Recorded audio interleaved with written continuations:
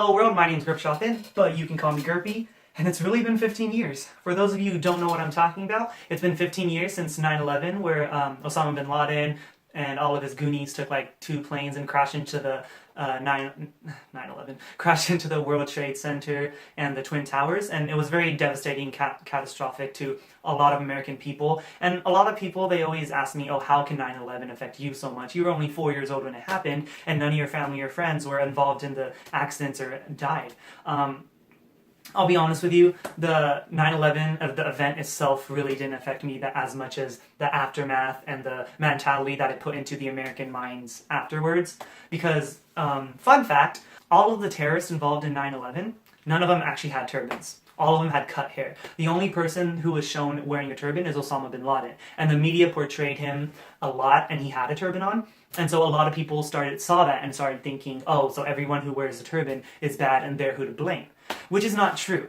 So I'm a Sikh American. My religion is Sikhism, which is totally different from Islam, but I guess they both wear turbans. I don't know that much about Islam. But yeah, Sikhism is a religion that originated in Punjab in India. It's about 300 years young. But so I was a little kid, and my mom really didn't tell me, and my dad, my parents, they really didn't tell me anything about 9/11. So going into school and going into the world, I was thinking I was just a normal kid, that I was just a normal person, that everyone was just going to treat me as everyone treats like David or Ryan.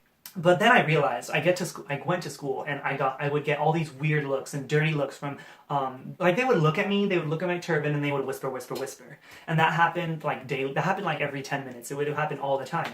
And even some teachers, like I remember my 1st grade and 2nd grade teachers, they treated me very differently. Like very, very differently. It was weird. It was during parent-teacher conferences. It seemed like they really didn't care about my education. They didn't care about me as a person, rather than they cared more about David and Ryan. So my whole life up until now, I've only experienced after 9/11. So I always thought that, oh, this is normal, this is how I'm supposed to be treated, this is how it's always been, this is how it's always going to be. Because I never knew what it was like before 9/11. I never knew how Sikhs were treated back then. But then I realized, like one day it just hit me. I was like, Ryan and David are being treated better. I didn't know there was a concept of white privilege, and I didn't think that was right.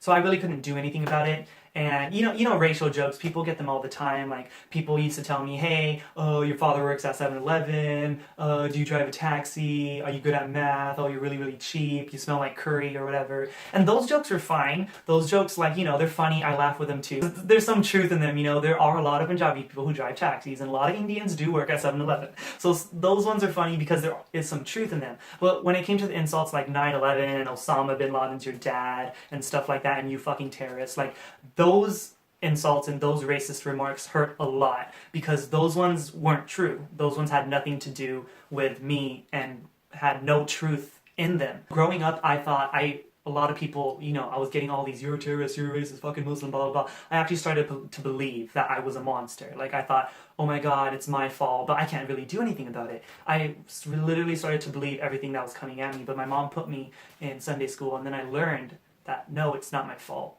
I'm a Sikh. I'm not a Muslim. I'm not a terrorist. I'm not anything like that. I had nothing to do with it. But yet people were still ignorant.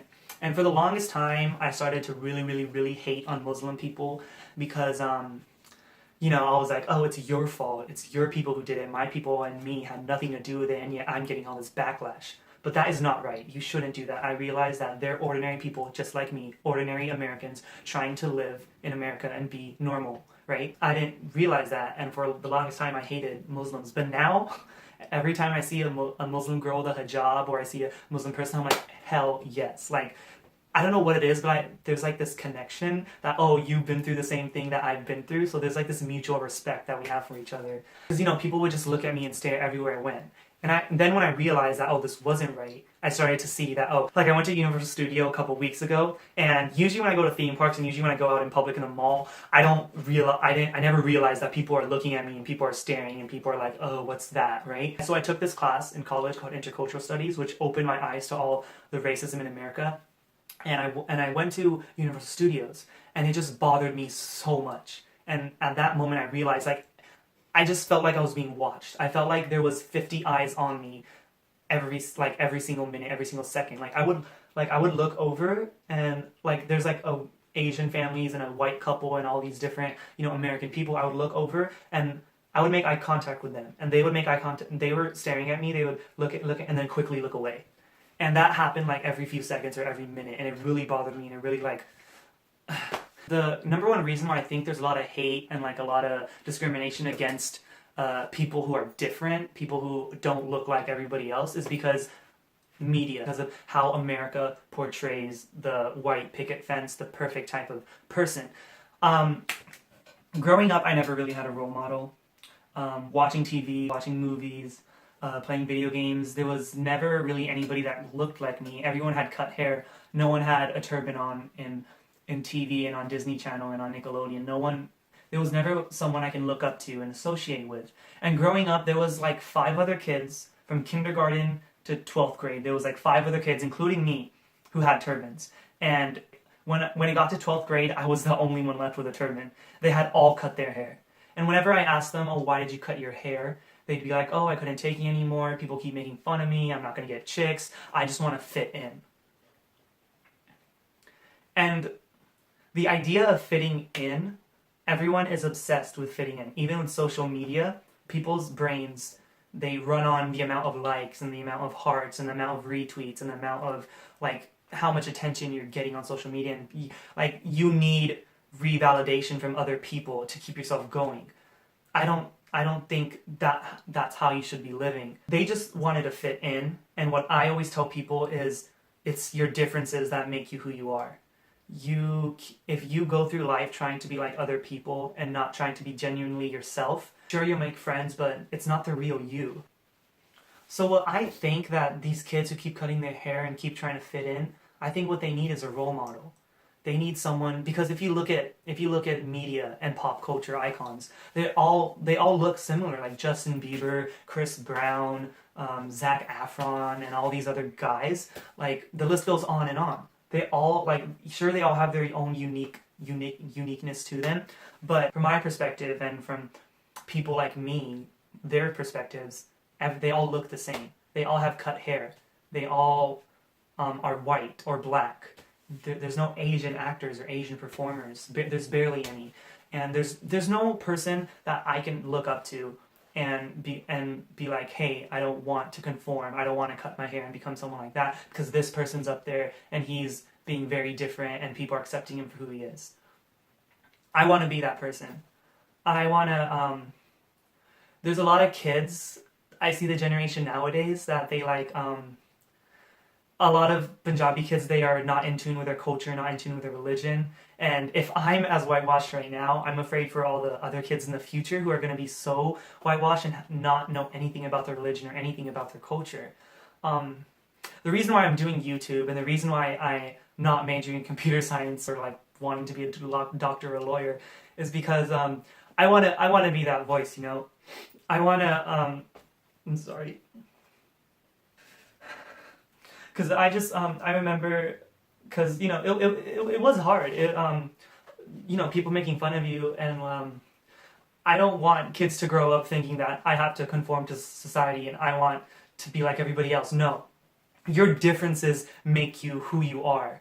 When people talk about you, they're not going to think about the similarities between you and Becky or Ryan. They're going to think about the differences. They're going to think about, oh, how are you different from this person?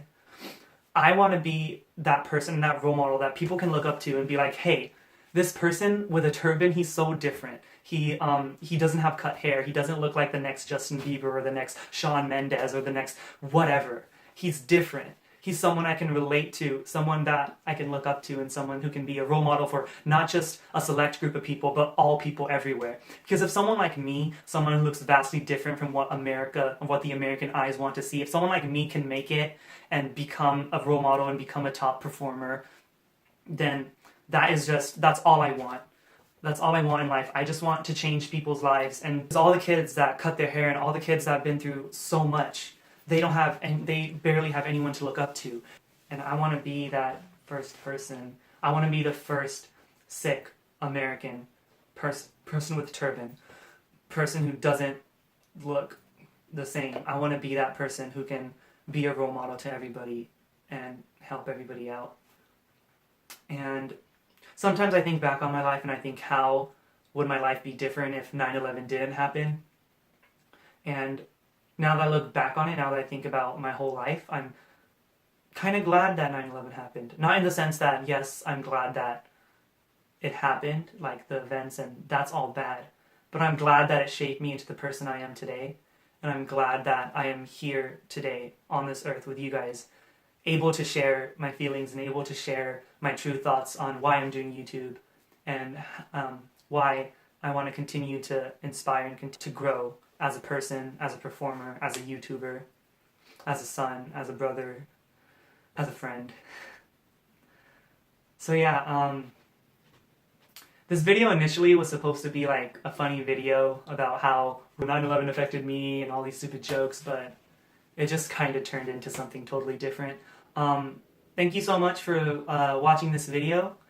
I'm sorry it wasn't like one of my funny videos or it wasn't a cover, but I just really felt like I needed to say this stuff because it's important stuff, and I feel like I can make a deeper connection with you guys if I tell you more about my personal life. So yeah, thank you so much for liking this video. Don't forget to hit that like button, subscribe to my YouTube channel. I do singing covers, I make funny videos, I also do vlogs. Later I'm going to start doing impressions, and I'm probably going to make some dance videos as well, so look out for that. Alright, thank you guys, you have a wonderful day, stay awesome, amazing, and I love you, and goodbye.